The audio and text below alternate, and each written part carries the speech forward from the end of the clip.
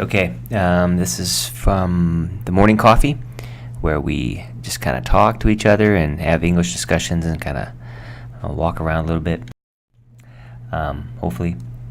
Anyway, if you have any questions or anything, if you want to email Andrea or me, Adam, go ahead. We wanted to open today with a little bit of, give people the opportunity to speak. And then, so we talked about a lot of words, and then we watched a short video. All right. So this is what was in my news feed yesterday. Here were some of the things in my news feed yesterday. Here were some of the things that were in my news feed yesterday. You can say all these. So one of the issues I thought about was tourism in Korea. That more and more foreign tourists are coming to Korea. So what's the best place to take them where you can tell a story, where you can talk about the history.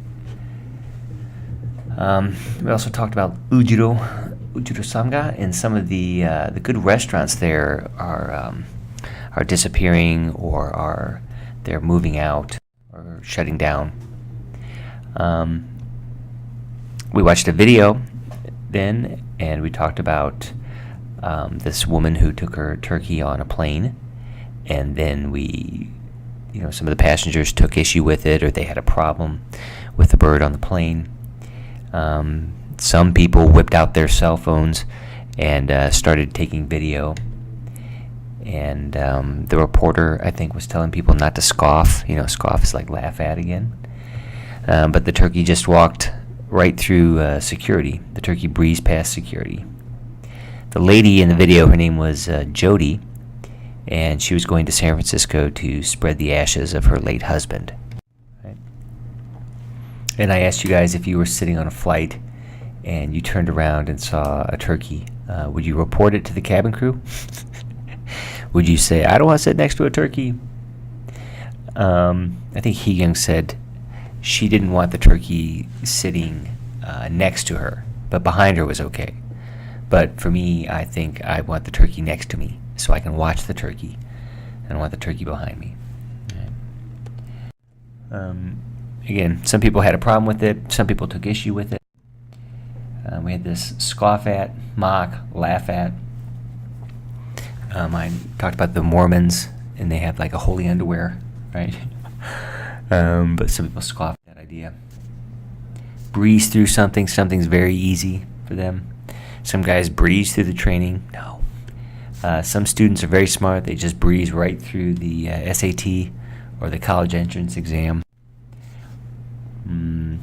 Maybe you go through customs or immigration quite quickly, just breeze through it. This one is very informal. It means get out quickly. This one more formal. Some people in the airport took out their cell phones. Some people in the airport got out their cell phones. Some people in the airport whipped out their cell phones. Whoosh. Again, that's usually very informal. What's the difference between this?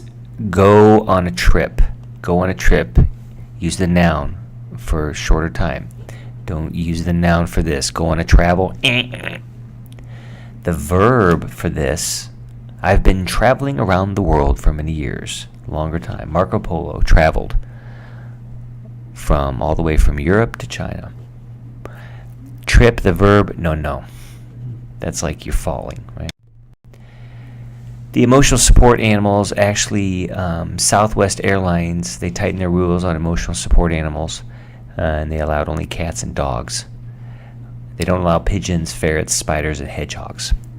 If you want to know what a hedgehog is, ask. You can put it into Google Images or ask Gang Hee-young.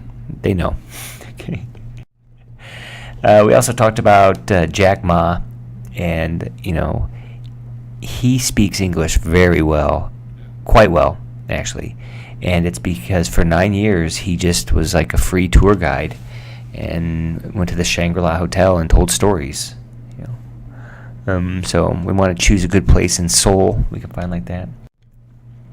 I mentioned this tour. I haven't been on this. I want to go, but they'll tell scary stories here in Seoul. Or I'm sure Korea has a lot of these places. Maybe Captain Park was talking about some guy who lost his leg and he was buried. And he's a ghost.